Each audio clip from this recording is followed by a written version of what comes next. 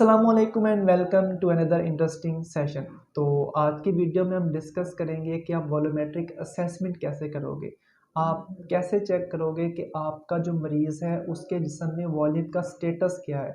क्या वो fluid overload में है या फ्लूइड की कमी है उसके जिस्म में, या वो यूवोलिमिक स्टेट में है कि ठीक है, ना ओवरलोड है ना कमी है। तो अभी हम डिस्कस करते हैं कि वॉल्यूमेट्रिक असेसमेंट हम करेंगे कैसे।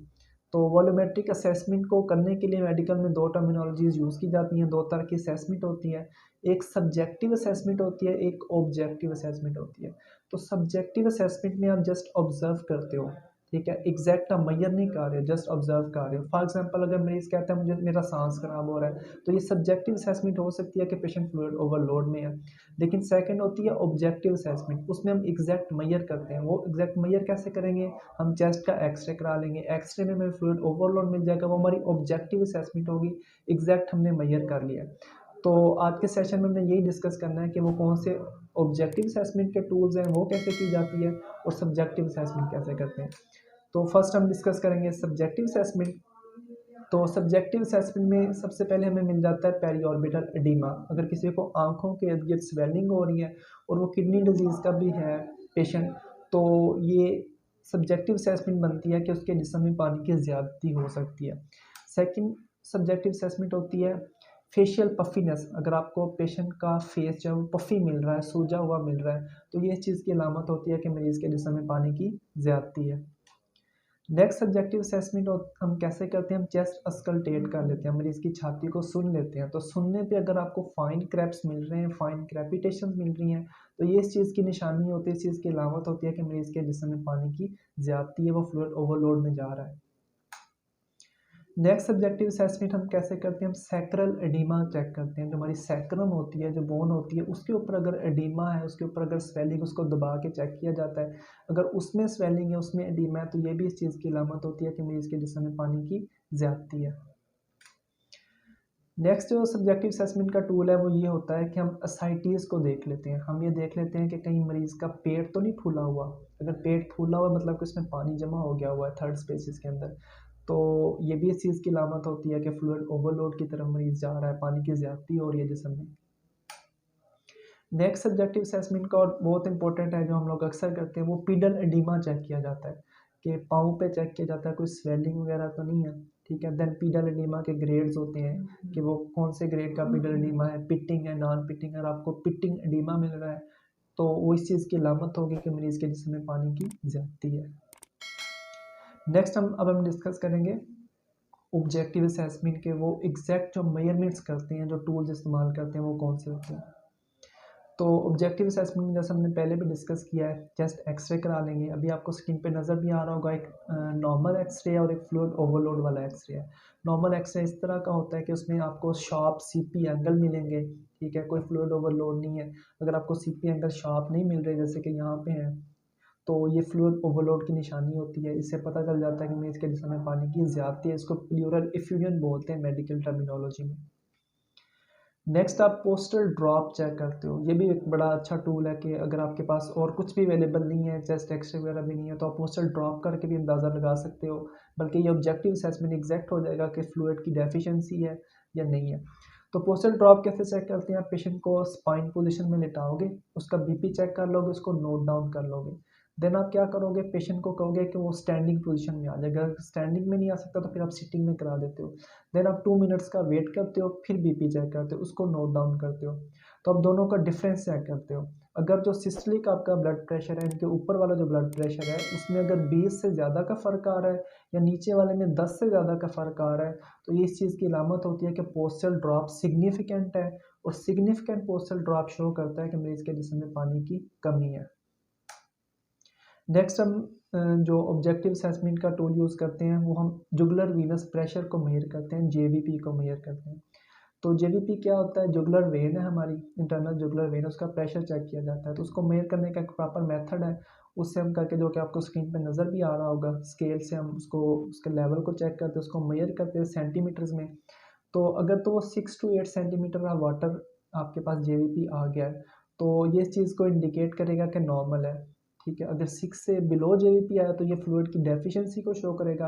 अगर 8 से ज़्यादा है, 9 है या 9 से, यूजुअली 9 को अपर लिमिट काउंट किया जाता है, उससे ज़्यादा जेवीपी आ रहा है तो ये शो करता है कि फ्लूइड की ज़्यादती है जिस्म के अंदर। तो इसी के साथ अगर पेशेंट को कोई कैथेटर डाला हुआ है सेंट्रल वेन के अंदर, तो आप उसका प्रेशर भी मेजर कर सकते हो। जेवीपी आप चेक करते हो और सीवीपी में आप मेजर कर सकते हो एग्जैक्ट। सीवीपी मेजर किया जाता है, उसका एक प्रॉपर मेथड है जो मैंने एक सेपरेट वीडियो में, जिसका लिंक आपको डिस्क्रिप्शन में मिल जाएगा, उसमें डिस्कस किया हुआ है कैसे मेजर करते हैं। तो सीवीपी आपने चेक करना है, अगर आपको 8 टू 12 सेंटीमीटर ऑफ वाटर के दरमियान मिल रहा है तो ये नॉर्मल सीवीपी होता है, और 8 से अगर बिलो है तो फ्लूइड की डेफिशिएंसी है पेशेंट की बॉडी में। अगर 12 से ज़्यादा आ रहा है सीवीपी तो इस चीज़ को इंडिकेट करता है कि पानी की ज़्यादती है जिस्म में। नेक्स्ट ये है कि आपने फ्लूइड असेसमेंट कर लिया है, तो अब नेक्स्ट जो इम्पोर्टेंट टास्क हमारा यहाँ से शुरू होता है, हमारा काम यहाँ से शुरू होता है। हमने एक असेस कर लिया, असेस करने पे हमें पता चला है कि पेशेंट हाइपोवोलीमिया में, मतलब कि उसके जिस्म में पानी की कमी है, तो फिर हम क्या करेंगे। तो नेक्स्ट हाइपोवोलीमिया में हमारा टारगेट ये होगा कि हम, क्योंकि हम डिस्कस कर रहे हैं बेसिकली पेरिटोनियल डायलिसिस पेशेंट्स को, उनका वॉल्यूमेट्रिक असेसमेंट कैसे करते हैं। तो आपने असेसमेंट कर लिया, आपको पता चला है कि हाइपोवोलीमिक स्टेट में है पेशेंट, उसकी बॉडी में फ्लूइड की डेफिशिएंसी है। तो फिर आप क्या करोगे, फिर आप लेस यूएफ डिज़ायर करोगे। तो अभी हम आगे डिस्कस करते हैं कि पीडी में हम लोग कैसे यूएफ को कंट्रोल करते हैं। दूसरा होता है कि आप पेशेंट को अलाउ कर सकते हो कि थोड़ा बहुत वो वाटर ड्रिंक कर सकता है, क्योंकि हाइपोवोलीमिया ऑलरेडी बॉडी में डेफिशिएंसी है, तो आप उसको फिर अलाउ करोगे कि वाटर इनटेक कर सकता है। फिर अगर दूसरी आपके पास जो इसके अपोजिट स्टेज मिलती है वो ये है कि अगर वो हाइपरवोलीमिया में है, मीन के उसकी बॉडी में फ्लूइड की ज़्यादती है, हाइपरवोलेमिक स्टेट में है, तो फिर आपका क्या डिज़ायर होगी, आप चाहोगे कि आप ज़्यादा अल्ट्रा फिल्ट्रेशन करोगे, ज़्यादा फ्लूइड को निकालोगे। और दूसरा ये होगा कि उस पेशेंट को आप साल्ट और वाटर की थोड़ी रेस्ट्रिक्शन कराओगे कि आपने फ्लूइड कम लेना है और साल्ट इनटेक कम करना है। और थर्ड यूवोलेमिक स्टेट होती है कि ना तो हाइपोवोलीमिया है ना ही हाइपरवोलीमिया। यूवोलेमिक स्टेट का कैसे पता चलेगा, ये ऐसी स्टेट होती है कि इसमें ना तो मरीज़ का सांस खराब हो रहा होता है, ना ही उसका ब्लड प्रेशर को ज़्यादा डीरेंज होता है। तो ये यूवोलेमिक बिल्कुल नॉर्मोटेंसिव होता है, पेशेंट ब्लड प्रेशर भी ठीक होता है और उसका वॉल्यूम भी ठीक होता है, तो ये यूवोलेमिक स्टेट है। तो यूवोलेमिक स्टेट में आप कुछ नहीं करोगे, अपना सेम ट्रीटमेंट पैटर्न कंटिन्यू रखोगे। तो क्योंकि टॉपिक हमारा था पेरिटोनियल डायलिसिस पेशेंट्स में फ्लूइड असेसमेंट, तो हम टॉपिक की तरफ आते हैं। बेसिकली पहले हमने सिर्फ ये डिस्कस किया कि फ्लूइड असेसमेंट कैसे करनी है। जनरल आपके पास पेशेंट है, वो हीमोडायलिसिस का भी हो सकता है, पीडी का भी हो सकता है, तो आपने असेसमेंट कर लिया। अब हम अपने टॉपिक की तरफ मेन आते हैं कि पीडी में अल्ट्रा फिल्ट्रेशन का क्या मैकेनिज्म होता है, पेरिटोनियल डायलिसिस में कैसे फ्लूइड जो है ना वो जिस्म से निकलता है, जो इजाफी होता है। तो पीटी में हम बेसिकली एक सल्यूट यूज़ करते हैं, इसको ग्लूकोज कहते हैं, कि जो हमने फ्लूइड पेट में डालना है उसमें वो सल्यूट होता है, उसको ग्लूकोज कहते हैं। तो उस सल्यूट की वजह से ओस्मोटिक ग्रेडियंट, मतलब कि फ़र्क जनरेट किया जाता है सल्यूट की कंसनट्रेशन का, ब्लड वाली साइड की तरफ और पेट वाली साइड की तरफ जिसमें वो फ्लूइड है।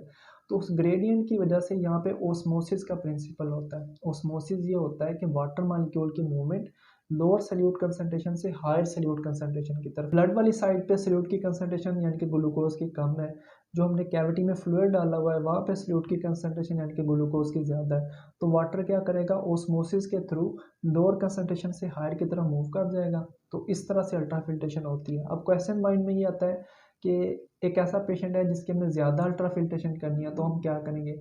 तो सिंपल इज़ दैट कि हमारे पास डिफरेंट कंसंट्रेशन वाले ग्लूकोज सोल्यूशन होते हैं। तो जिस पेशेंट की ज़्यादा अल्ट्रा फिल्ट्रेशन डिज़ायर होती है तो हम ज़्यादा कंसंट्रेशन वाला ग्लूकोज सोल्यूशन यूज़ करेंगे, ज़्यादा ओस्मोटिक ग्रेडियंट जनरेट करेंगे, तो ज़्यादा अल्ट्रा फिल्ट्रेशन हो जाएगी। तो जैसा कि आप देख सकते हैं कि जो हमारी पेरिटोनियल मेम्ब्रेन होती है उसमें डिफरेंट किस्म के पोर्स होते हैं, इनके सुराख होते हैं। तो उनमें कुछ लार्ज पोर्स होते हैं, कुछ स्मॉल होते हैं, कुछ अल्ट्रा पोर होते हैं। जो अल्ट्रा पोर होते हैं उनसे बेसिकली वाटर मूव कर रहा होता है, उनसे अल्ट्रा फिल्ट्रेशन होती है। तो जैसा कि अभी हमने डिस्कस किया है कि पीडी अल्ट्रा फिल्ट्रेशन कैसे कंट्रोल करते हैं, तो डिफरेंट कंसंट्रेशन वाले फ्लूइड्स होते हैं, डिफरेंट कंसंट्रेशन वाले सॉल्यूशंस होते हैं, वो यूज़ करके हम कर लेते हैं। अगर किसी पेशेंट का ज़्यादा अल्ट्रा फिल्ट्रेशन डिज़ायर हो तो हम लोग उसकी ज़्यादा कंसंट्रेशन वाला सॉल्यूशन यूज़ करेंगे। तो एक बहुत बड़ा मिथ है जो अक्सर पेशेंट्स के माइंड में आता है, पेशेंट पूछते भी हैं, आप लोगों से भी पूछेंगे कि क्योंकि हमारे पास मार्केट में 3 किस्म के सॉल्यूशन अवेलेबल होते हैं, 3 तरह की कंसंट्रेशन वाले, उनकी कलर कोडिंग जैसे कि आपको स्क्रीन पे भी नज़र आ रही है, येलो वाला होता है, ग्रीन वाला होता है और रेड वाला होता है। तो पेशेंट ये समझता है कि अगर मैं येलो वाला यूज़ करूँगा तो मेरा डायलिसिस अच्छा होगा, ग्रीन वाला यूज़ करूँगा तो अच्छा नहीं होगा, रेड वाला यूज़ करूँगा तो ज़्यादा अच्छा होगा, इस तरह के मिथ्स होते हैं। तो आपने जो उसको एक्सप्लेन करना है और आपकी भी अंडरस्टैंडिंग होनी चाहिए कि जैसा कि आपको स्क्रीन पे भी नज़र आ रहा है, इन तीनों सॉल्यूशंस में सिर्फ ग्लूकोज़ की कंसंट्रेशन का डिफरेंस है, उसके अलावा कोई फ़र्क नहीं है। आप देख सकते हो सब में कैल्शियम 1.7 मिलीमोल पर लीटर है, सोडियम सब में 134 है, मैग्नीशियम 0.5 मिलीमोल है, क्लोराइड इस तरह से, सब में देखें ग्लूकोज़ का डिफरेंस है। जो आपके पास 1.5% वाला सॉल्यूशन होता है, उसमें 83.2 मिलीमोल पर लीटर होता है, ठीक है? मतलब कि उसमें 1.5% है, ये ग्लूकोज़ होता है।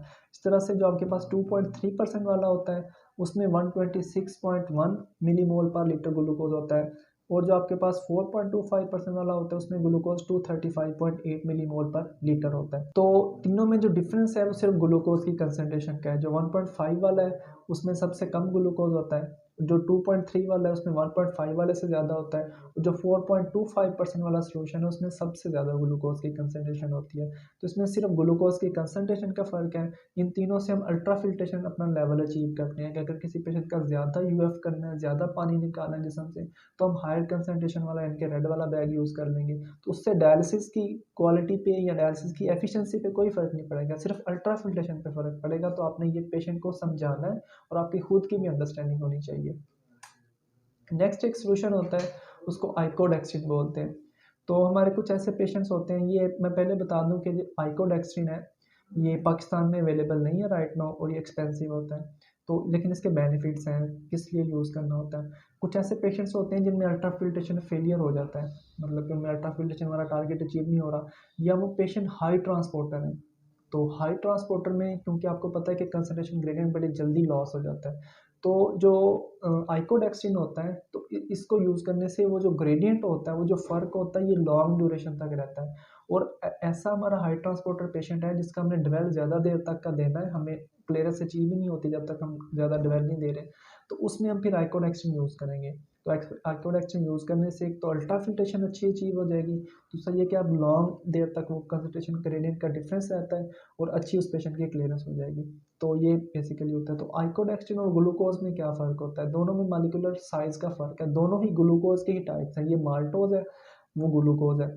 तो इनमें मॉलिक्यूलर वेट का साइज़ का डिफरेंस होता है। जो आइकोडेक्सिन होता है उसका साइज़ मॉलिक्यूलर वेट ज़्यादा होता है, जिसकी वजह से वो लॉन्ग ड्यूरेशन तक ग्रेडियंट जनरेट करके रखता है। ग्लूकोज़ का साइज़ छोटा होता है, वो डिफ्यूज़ कहा जाता है, जिसकी वजह से ग्रेडियंट नहीं रहता। इसमें हमने यही डिस्कस किया है। तो इसके रिलेटेड अगर कोई आपका क्वेश्चन होगा तो आप कमेंट बॉक्स में पूछ सकते हैं, तो इंशाल्लाह I will try to answer that. So thank you very much.